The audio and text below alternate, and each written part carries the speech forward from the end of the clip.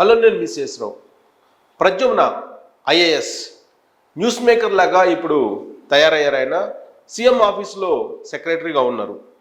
ఆయన్ని అపాయింట్ చేసినటువంటి రోజు నుంచి ఆయన మీద అనేకమైనటువంటి ఆరోపణలు వస్తూ ఉన్నాయి.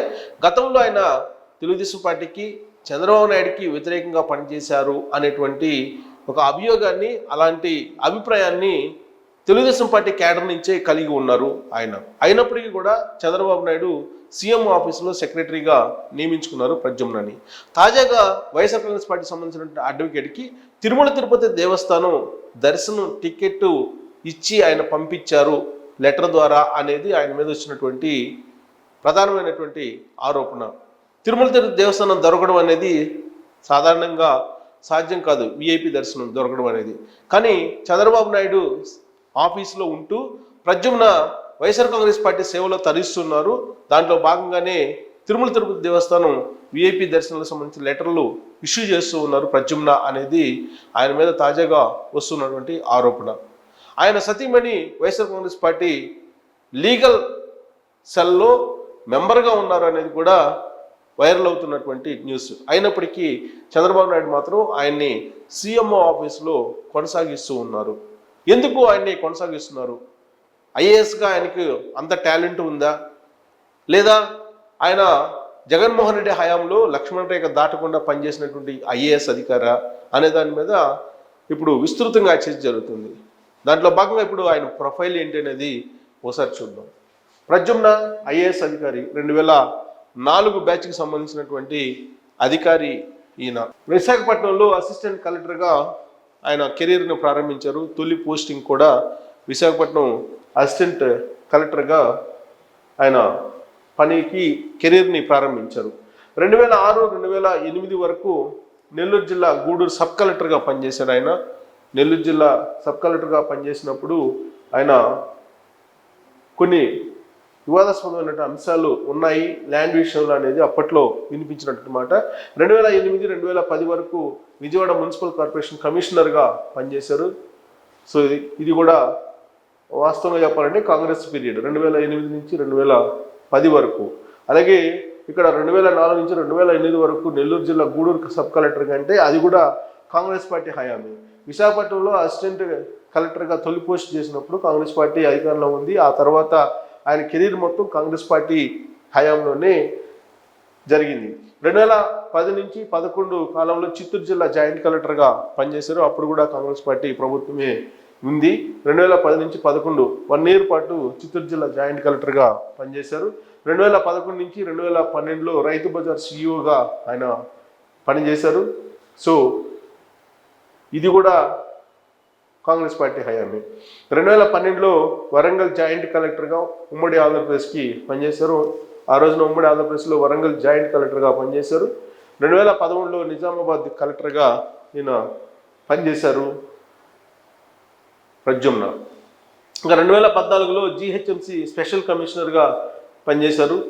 2014 అంటే మంచి ఉద్యమ టైం. 2014 రాష్ట్రం విడిపోయేటువంటి సంవత్సరం అది. సో అప్పుడు స్పెషల్ కమిషనర్ జిహెచ్ఎంసీగా ఆయన పనిచేశారు. 2015 నుంచి 2017 వరకు ఏపీ సీఎం జాయింట్ సెక్రటరీగా పనిచేశారు. అంటే చంద్రబాబు నాయుడు విడిపోయిన ఆంధ్రప్రదేశ్కి ముఖ్యమంత్రిగా, తొలి ముఖ్యమంత్రిగా ఆయన నియమించబడినప్పుడు ఆయన ప్రమాణ స్వీకారం చేసిన తర్వాత 2015 నుంచి 2017 వరకు, అంటే ఆల్మోస్ట్ 2 సంవత్సరాల పాటు ఆయన సీఎం ఆఫీసులో జాయింట్ సెక్రటరీగా పనిచేశారు.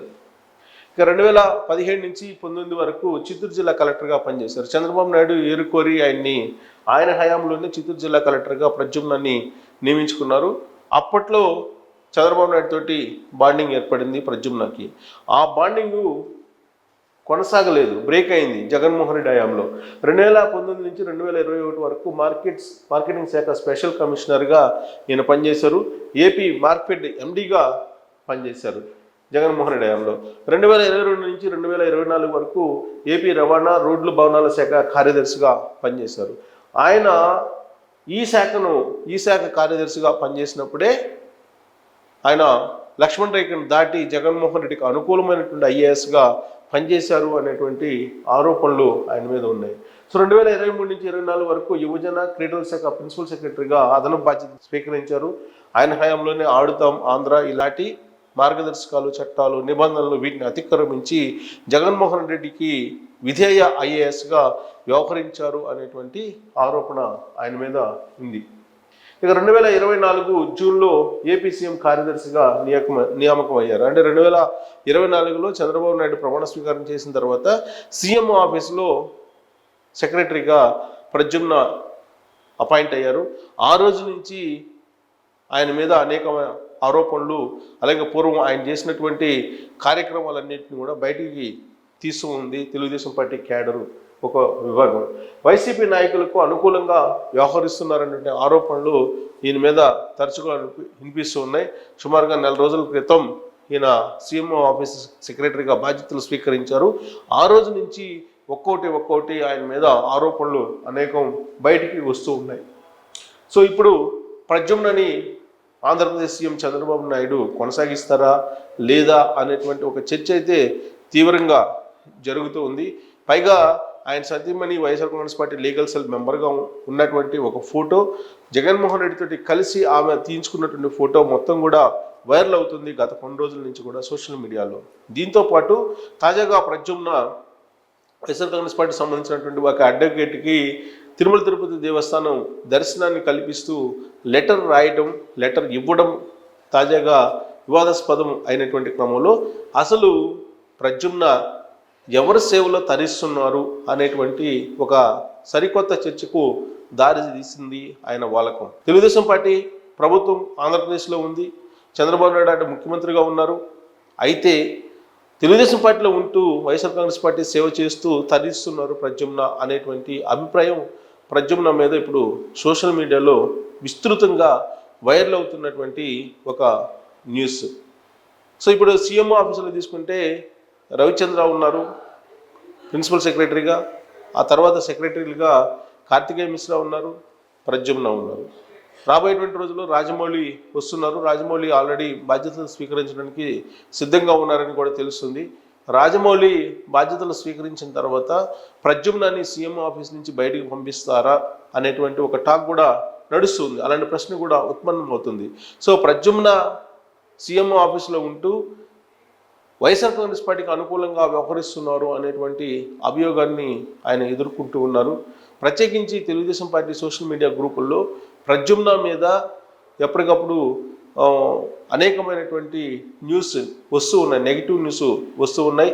ఆయన తెలుగుదేశం పార్టీ ప్రభుత్వంలో ఉంటూనే వైఎస్ఆర్ కాంగ్రెస్ పార్టీకి అనుకూలంగా వ్యవహరిస్తున్నారు అనేటువంటి ఒక అభిప్రాయం బాగా బలపడుతూ ఉంది. దానికి తగిన విధంగానే ఆయన లెటరు బయటికి రావటం, ఈ మధ్యకాలంలో తిరుపతి దేవస్థానానికి సంబంధించినటువంటి దర్శనాన్ని ఇస్తూ వైఎస్ఆర్ కాంగ్రెస్ పార్టీ వాళ్ళకి సీఎం ఆఫీస్ నుంచి లెటర్ వెళ్ళటం అనేది వివాదాస్పదంగా మారింది. ఇలాంటి పరిస్థితుల్లో ఆయన్ని కంటిన్యూ చేస్తారా లేదా ద్వివేది మాదిరిగానే మళ్ళీ వేరే పోస్టులకి ప్రద్యుమ్నని పంపిస్తారా, సీఎం ఆఫీస్లోనే ఆయన కంటిన్యూ చేయాలా, చేస్తే ఎలా ఉంటుంది అనే దాని మీద కామెంట్ రూపంలో మీ అభిప్రాయాన్ని తెలియజేయచ్చు. Thank you very much.